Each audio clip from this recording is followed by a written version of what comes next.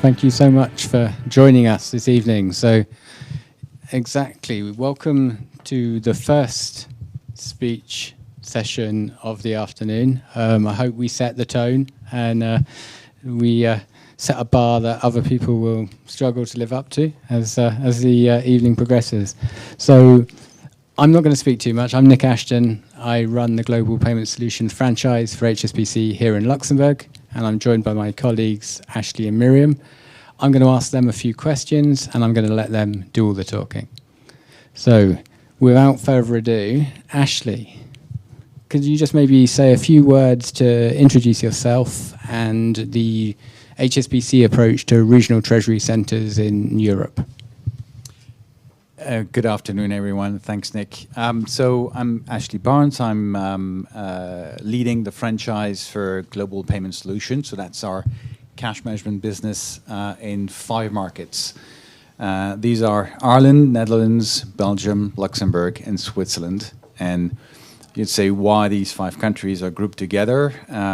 These countries host the most important regional treasury centers. So it's really at the heart of what we do as a bank, and I have the pleasure to have teams in each country and interacting with our clients and helping them develop their cash management function. So RTC countries, Luxembourg. So I think this is at the heart of our DNA as a bank. I know, as most of you know, HSBC was founded 160 years ago to facilitate trade between the UK and China, right? And the idea of managing a corridor is completely natural for us. This is part of our DNA. This is what we do. This is what teams are doing on a daily basis. So we have. And I'll come to that maybe a little bit afterwards. We have committed a lot of resources, a lot of investments to managing these corridors, especially in the last 10 years, mostly after Brexit. And I'll come to that afterwards. But we've built a network of locations where Treasury Centres want to establish themselves, all right? And these countries are mainly the 5 markets that I cover over in Europe, the UK, obviously, and then we have Dubai in the Middle East, and mainly Singapore and Hong Kong in Asia. So as a bank, we cover more or less 60 markets in the world, and these 9 markets where we have treasury centers are the nodes of HSBC, and that's where we drive corridors. The US to Europe, the US to Middle East, the US to Asia. So this is extremely important for us, extremely important for our clients, and that's where we have developed a lot of competence, a lot of experience with our teams. You know, I believe our business is a question of people, it's a question of products, and it's a question of network, and that's where that's what we're good at, and I'm very pleased to be so working with this team. Perfect, thanks, Ashley. So, what are the sort of trends you're seeing? You said you're travelling around. You're going to Zurich, you're going to Dublin and Amsterdam, talking to clients. What are clients telling you? What are the trends that you're seeing? So I'd say the main trend is I see 2 things. So one, we've seen a progression of the scope of treasury centers. Okay, traditionally we had treasury centers sitting in European countries where they were covering Europe or Europe plus the Middle East, so Europe or EMEA.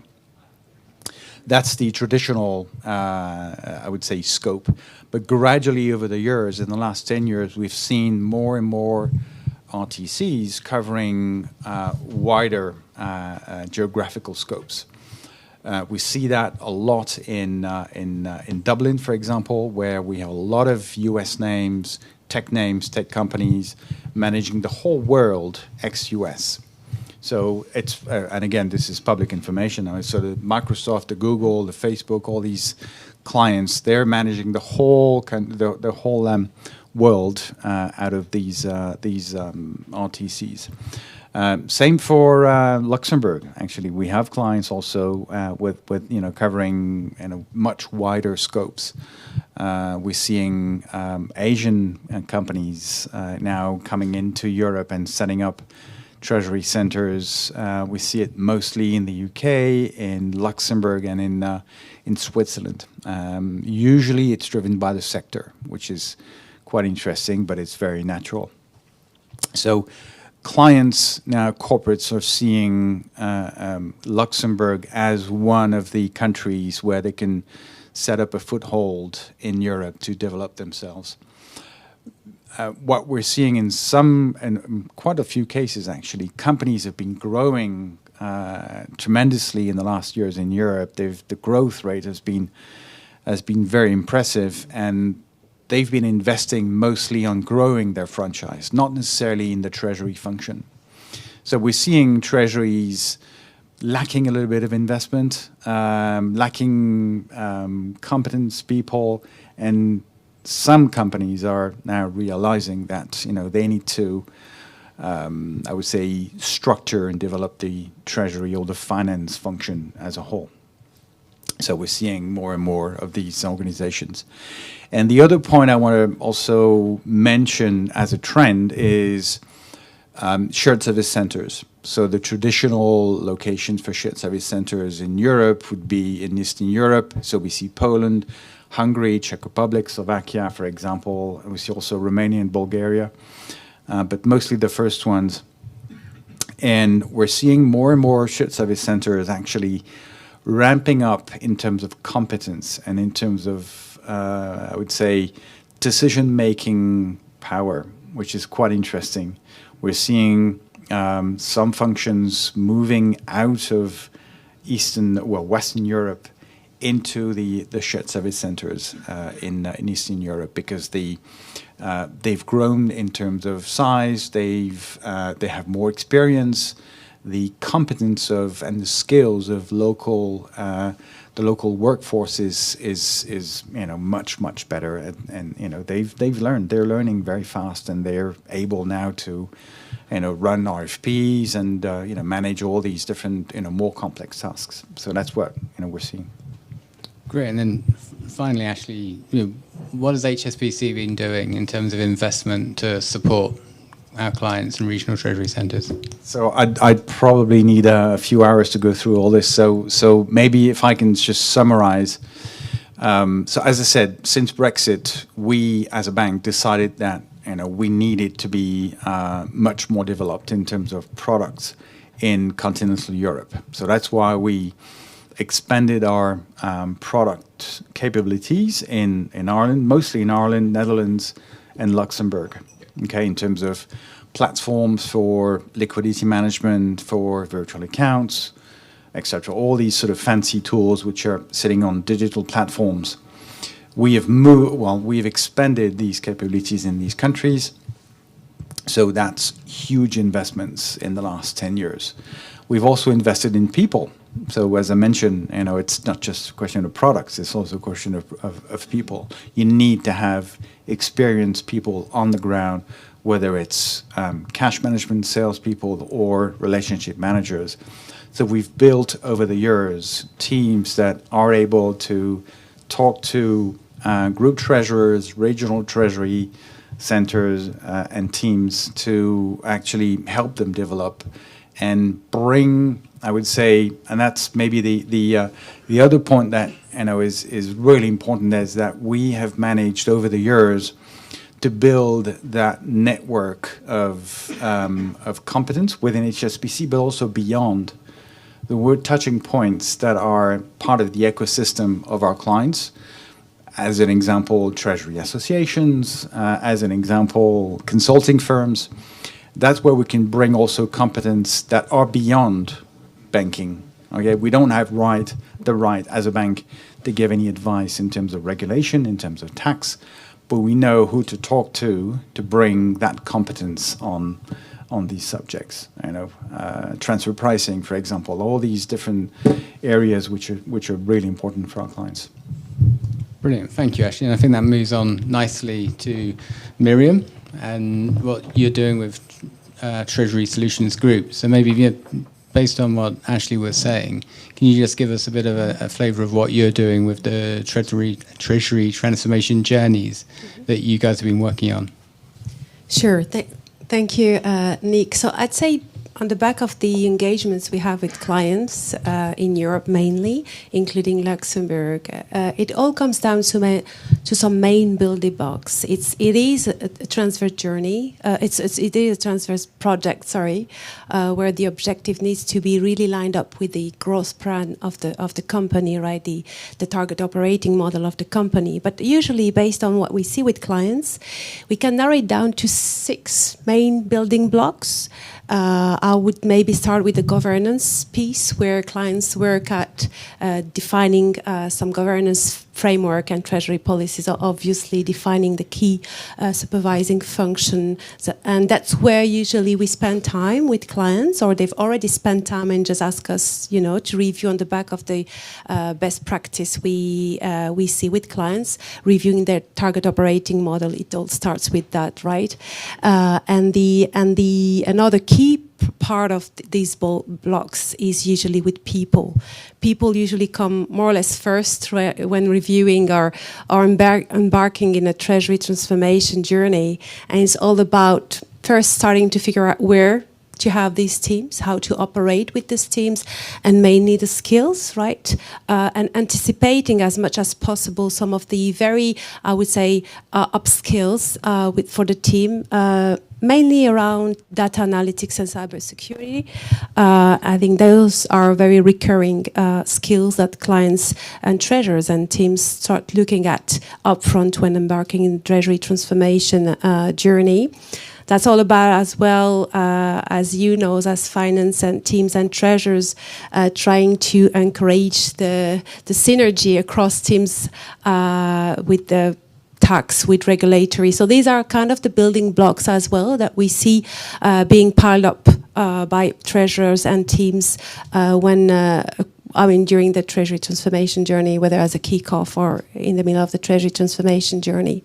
Technology is a key one as well, right? That's where you guys start trying to find out the right technology and trying to think up front of the most scalable technology.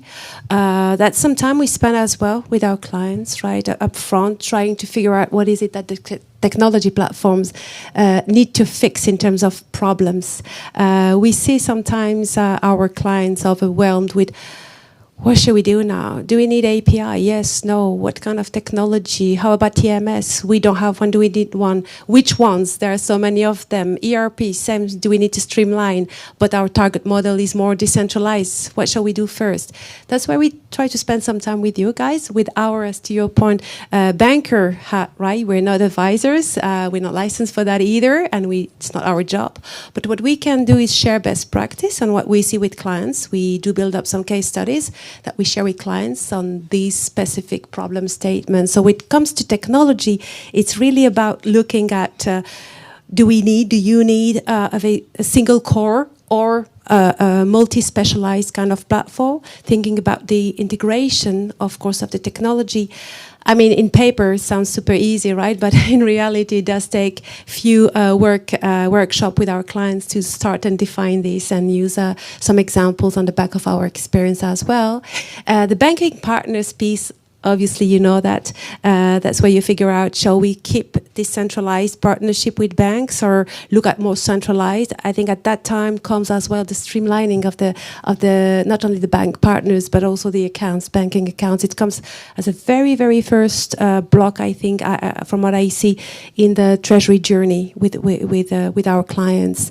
But also, obviously, to what you were saying a bit earlier, Ashley, looking at the capabilities, obviously, of your bankers, but also the expertise.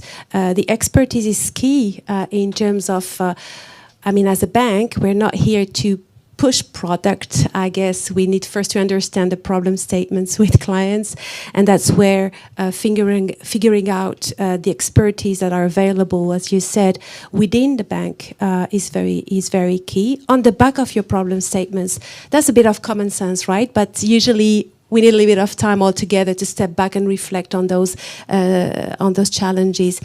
Ending with data, I mean, that's a key one, to be honest. So there is no priority. All these building blocks are usually defined as per the target model of our clients. So some may start with figuring out the data bases they have. I would say it does start as well with data, because if you want to look at the technology framework and ecosystem, if the data is not clean enough, which is more or less usually the case, right? You want to review and step back on this, look at reviewing the master data and making sure that you have, I'd say, a robust maintenance model to support the data. That's super key.